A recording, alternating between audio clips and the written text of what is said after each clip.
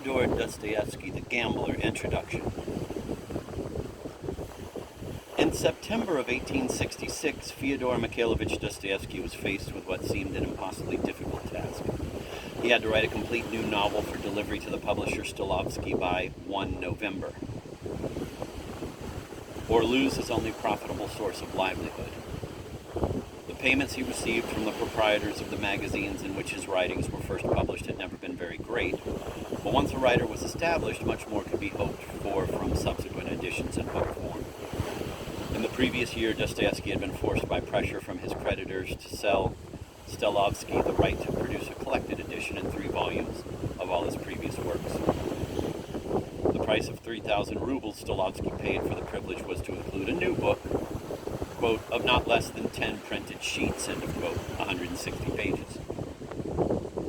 In the event of failure to fulfill this part of the contract, he was to be given the right to reprint all Dostoyevsky's past and future work at any time without further payment.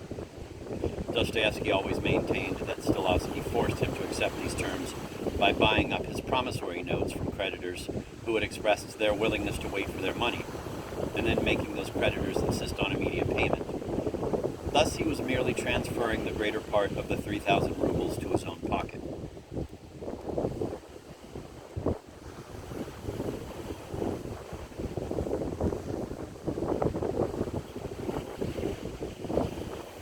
Dostoyevsky had never learned to handle money wisely or successfully, but he was not really to blame for the desperate situation in which he found himself in 1865.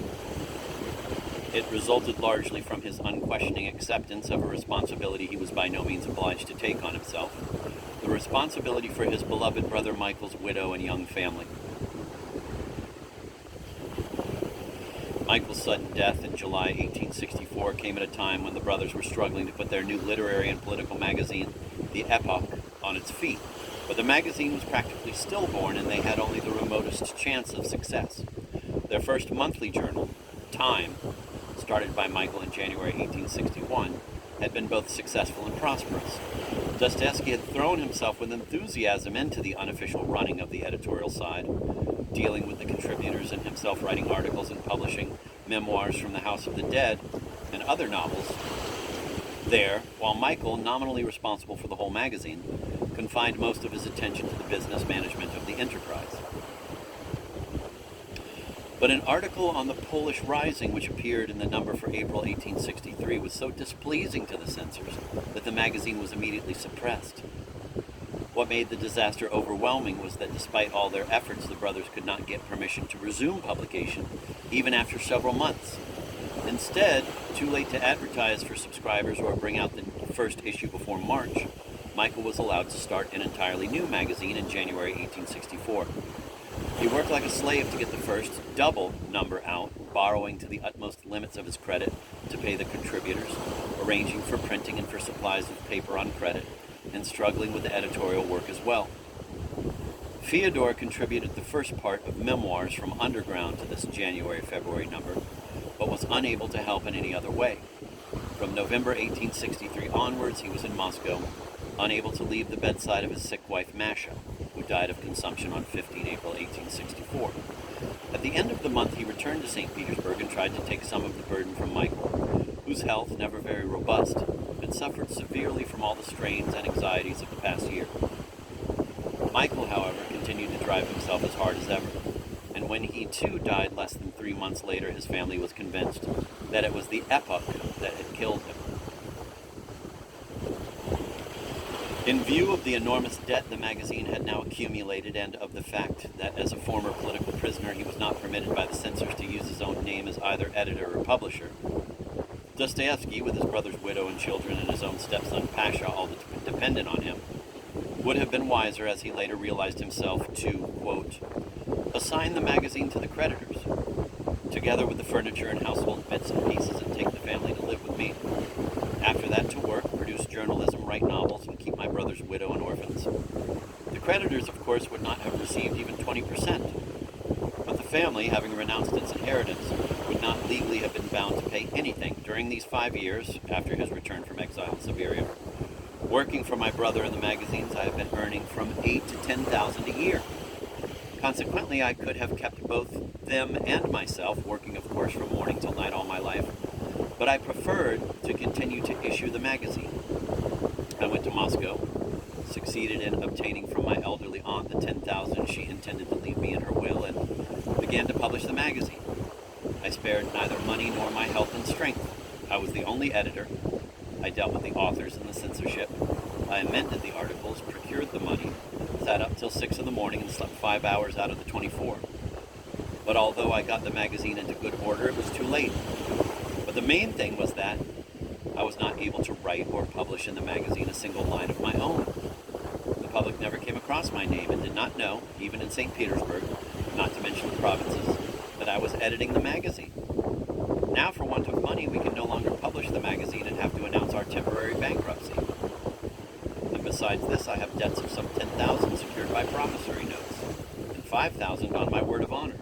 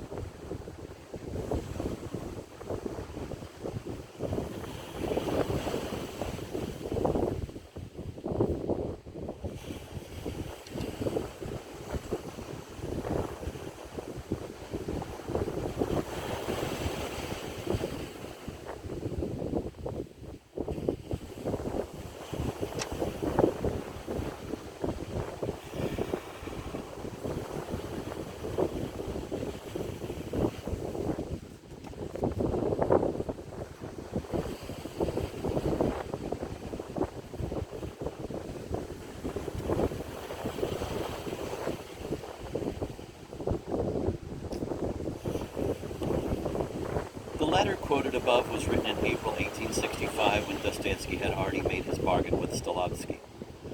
Nearly 18 months later, the new novel was still not begun. And it looked decidedly as though the publisher had acquired a valuable property for a very small sum. He, at any rate, thought so. In the early summer, Fyodor Mikhailovich wrote to a friend. "One November is in 4 months. I thought I would buy myself off by paying a forfeit, but Dostoyevsky will not have it. I have asked him for an extension for 3 months. He refuses and tells me straight out that since he is convinced I now haven't time to write a novel of 160 pages, especially as I have written scarcely half of Crime and Punishment for the Russian Messenger yet, it will pay him better not to agree to an extension or a forfeit, because then everything I write afterwards will be his. I intend to do an extraordinary and unheard of thing, to write in 4 months 30 printed sheets of 2 different novels, of which I shall write one in the mornings and the other in the evenings, and finish on time." The intention was not fulfilled, however. The editors of the Russian Messenger thought some parts of Crime and Punishment morally dangerous, and they had to be revised and even rewritten. By the end of the summer, the writing of the novel intended for Dostoyevsky, the gambler, seemed to have become a physical impossibility.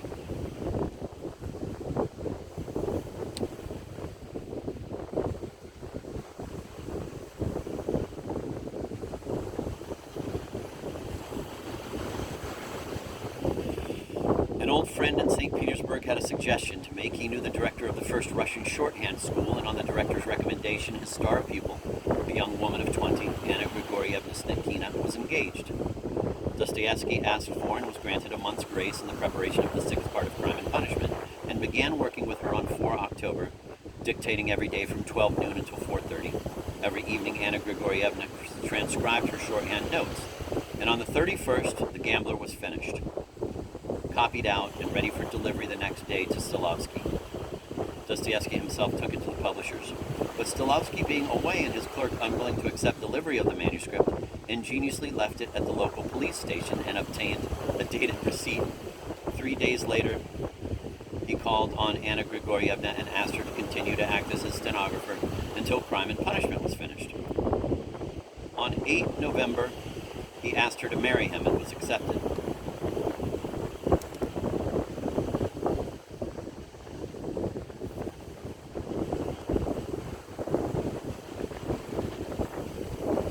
Dostoyevsky hated writing to order or with a fixed time limit. under the lash, he called it, forced labor, penal servitude, and he complained that it corrupted his talent and ruined the idea of any novel. His natural tendency was to rewrite again and again. He often discarded long sections and began again, and it was quite usual for gaps of a month or more to occur in the serial publication of a book because he had not been able to complete an installment in time. The Gambler, however, does not seem to have suffered unduly from the haste with which it was written, and may even have gained in clarity and simplicity. It has always rightly been considered one of Dostoyevsky's best short novels.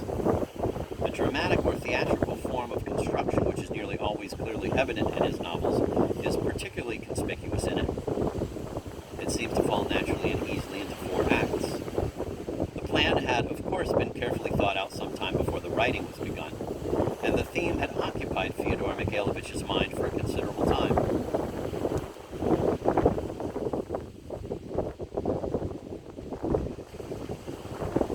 It is first mentioned in a letter written from Rome in 1863, when it was already substantially the same as the central idea of The Gambler.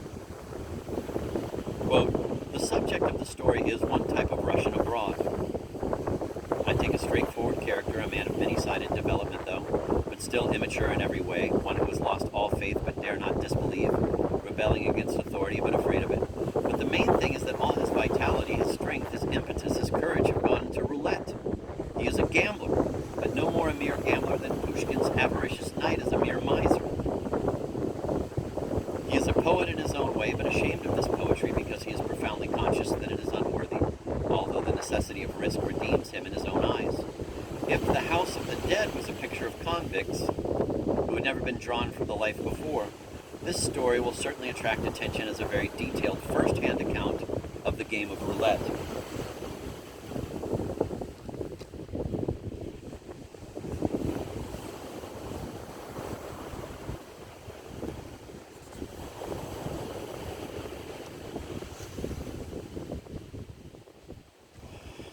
Unfortunately for Dostoyevsky, first-hand is exactly what his account of a desperate gambler was. Like his hero, he must have realized from the beginning that he was one himself. In August of 1863, when he had every reason to hurry towards Paris, he nevertheless stopped in Wiesbaden, the Roulettenburg of the gambler, and made his first acquaintance with roulette. He won 5,000 francs. Quote, "That is, I won 10,400 francs at first, took them home and shut them up in a bag, and intended to leave Wiesbaden the next day without going back to the tables, but I got carried away and dropped half my winnings." From Paris, Fyodor Mikhailovich wrote to his sister-in-law, asking her to send on to his wife some of the money he had won and telling her of his experiences in Wiesbaden. Quote, "During those 4 days I watched the players closely. There were a few hundred people playing, and on my honor I did not find any who knew how to play except 2. There were a French woman and an English lord playing there, and these 2 knew how to play and did not lose heavily. On the contrary, they almost broke the bank. Please don't think I am so pleased with myself for not losing that I am showing off when I say that I know the secret of how not to lose but to win. I really do know the secret. It is terribly silly and simple and consists of keeping one's head the whole time, whatever the state of the game, and not getting excited. That is all, and it makes losing simply impossible and winning a certainty. But that is not the point. The point is whether, having grasped the secret, a man knows how to make use of it and is fit to do so. A man can be as wise as Solomon and have an iron character and still be carried away. Therefore, blessed are they who do not play and regard the roulette wheel with loathing as the greatest of stupidities. Alas, Dostoyevsky must have known that he did not belong to them. He had already caught the fever that was to torment him for so long. Only a week later, he wrote from Baden-Baden to ask for some of the money back again. He had stopped there on the way to Rome and now had only 250 francs in his pocket. To his brother Michael, who knew more than his sister-in-law of the other circumstances of this journey, he tried to explain what had happened.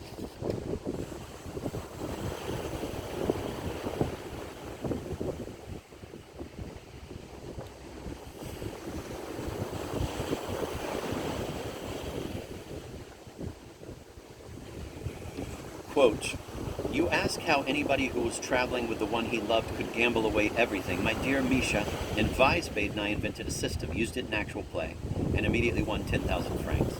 The next morning I got excited, abandoned the system, and immediately lost. In the evening I returned to the system, observed it strictly, and quickly and without difficulty won back 3,000 francs. Tell me, after that, how could I help being tempted? How could I fail to believe that I had only to follow my system strictly, and luck would be with me? And I need the money for myself, for you, for my wife, for my writing my novel. Here tens of thousands are won in jest. Yes, I went with the idea of helping all of you and extricating myself from disaster. I believed in my system too. Besides, when I arrived in Baden, I went to the tables and in a quarter of an hour won 600 francs. This goaded me on. Suddenly I began to lose, could no longer keep my head, and lost every farthing. After I had sent you my letter from Baden, I took my last money and went to play. With 4 Napoleons, I won 35 in half an hour. This extraordinary luck tempted me. I risked the 35 and lost them all. After paying the landlady, we were left with 6 Napoleons d'or for the journey. In Geneva, I pawned my watch.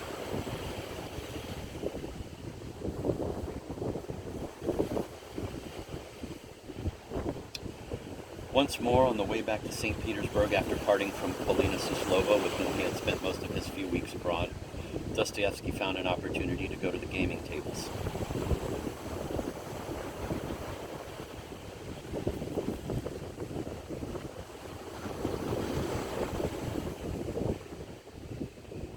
This time in Baden-Baden.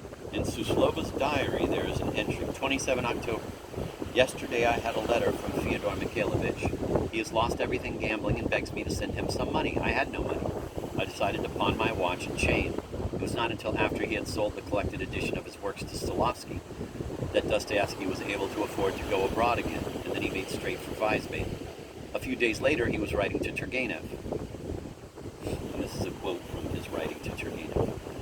Out of the whole 3,000, I left myself with only 175 silver rubles to come abroad with. I could not do more. 2 years ago in Weisbach, I won upwards of 12,000 francs in 1 hour. This time, although I had no thought of restoring my fortunes by gambling, I really did want to win about 1,000 francs, so as to get through at any rate the next 3 months.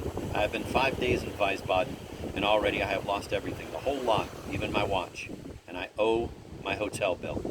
That's the end of the quote from his letter to Turgenev.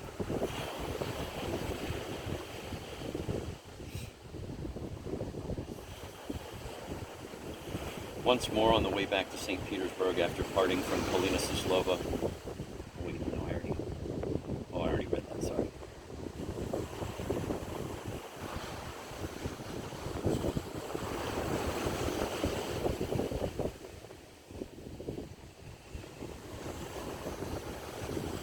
Here then, in Dostoyevsky's personal experience, was the main outlines and much of the detail of the parts of the gambler directly concerned with roulette. His later experiences in the casinos of Hamburg, Wiesbaden, Baden-Baden, and Saxe-Lavagne, during the years he spent abroad with his wife after his second marriage, clearly show that when he wrote the book he already knew the whole truth about one kind of compulsive gambler. The incidents of these casino visits varied in detail, but the underlying pattern of his repeated attempts to force his fortunes into a happier mold was always the same. Dostoyevsky went alone to the resort, taking with him all the money they could spare, and a day or two later wrote to his wife for more, a small sum, to rescue him from his terrible position. He would have lost every farthing, pawned his watch, left his hotel bill unpaid, and quite often suffered a humiliating refusal to supply him with meals as a consequence. Anna Grigorievna would have managed to keep a few francs back, or she would find something she could pawn, and send him the money without so much of a murmur of reproach. Then, as often as not, she would have another abject letter explaining that after settling his bills and redeeming his watch, her husband had stopped at the roulette tables on his way to the train, and now was again destitute and unable even to pay for his ticket home. The last time the pattern was repeated was some 2 months before the Dostoyevskys returned to St. Petersburg in 1871. After that, although he had plenty of opportunity, Fyodor Mikhailovich never played roulette again. Many years later, in her reminiscences, Anna Grigorievna expressed the idea that her husband's bouts of gambling were both essential and beneficial to him. Harassed as he was by all the tensions of his work, the poverty and personal griefs of his life in exile, the anxieties of his still unpaid debts, the worries about his dependent relatives. quote, "The change of scene, the journey, the repeated experience of tempestuous emotions radically changed his mood," end of quote. She adds that the whole total of his losses at roulette could not have added up to more than about 500 rubles. But of course the important point was not the amount of the loss, but the fact that every time it was all they had, and reduced them from poverty to destitution.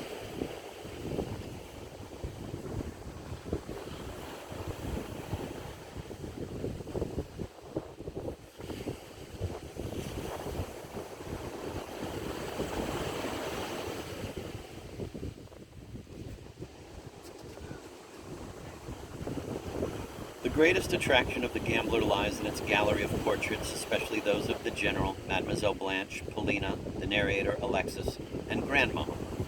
The original of this formidable and fascinating old woman appears to have been the second wife of Dostoyevsky's grandfather, the lively, strong-willed, generous, extravagant Olga Yakovlevna Nechaeva, whom all the Dostoyevskys called Babushka, Granny.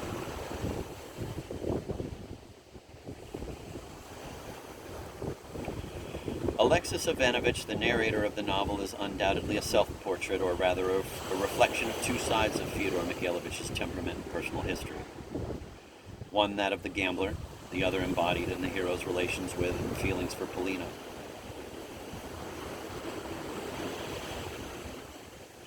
The Gambler is only the first of Dostoyevsky's monuments to the woman who established the strongest hold on his passions and imagination of all those who really influenced his life, Apollinaria Suslova. She was nearly 20 years younger than he, and they first met in about 1862 when she was a student at the University of St. Petersburg and attended a lecture given by the great and popular author who had so recently returned from the exile and imprisonment he had suffered in a cause that was still dear, especially to the young.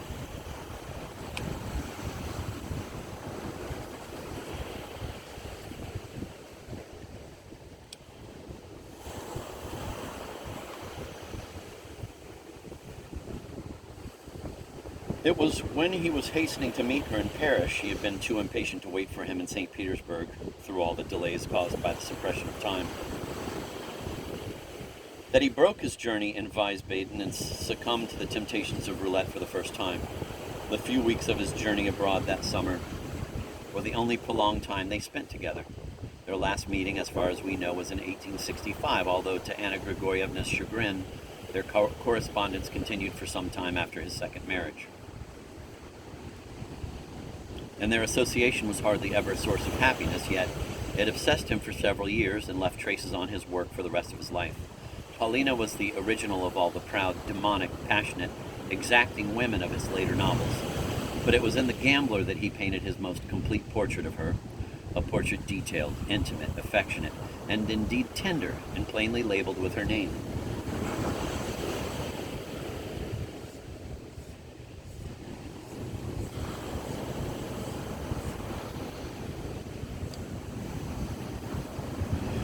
There is a strain of humor running through all Dostoyevsky's work, even the blackest. In The Gambler, it is of the kind that simply recognizes that most people are naturally ridiculous, even or perhaps especially when they feel most serious. But his humor is frequently of another type, which seems to many critics more characteristic. An unkinder type based on caricature and the grotesque. The other stories in this volume, Bobok and A Nasty Story, offer two contrasting examples of this other humor.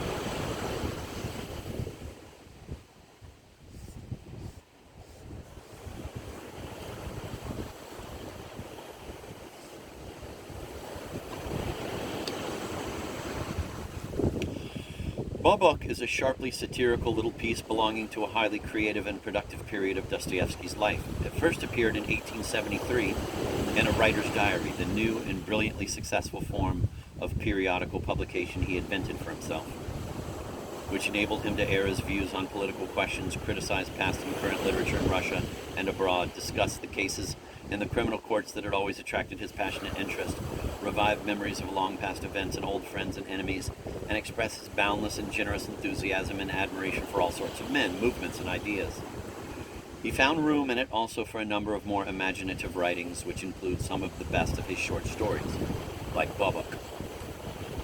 Perhaps because of its macabre setting in, or rather under the surface of, a public cemetery, many critics fail to see even a spark of humor in Bobok.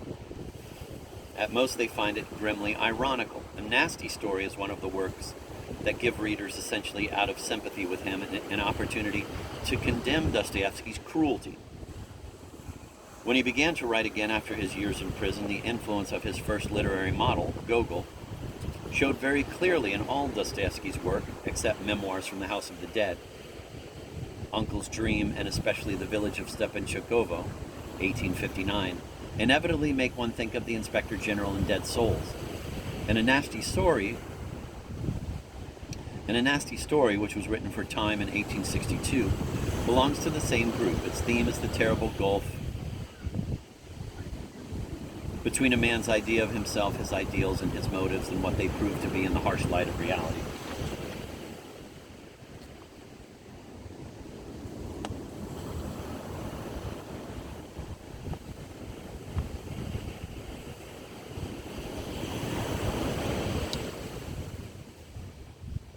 Its cruelty lies in the recognition that the tragedy of failure to come up to one's own expectations, the incongruity between man as he is and man as he ought to be, is essentially comic, and in the relentless pursuit of the farcical in the most shameful depths of wounded and humiliated vanity and self-esteem.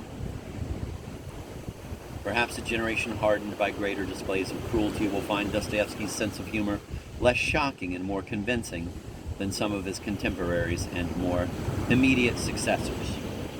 That was by the translator Jessie Coulson.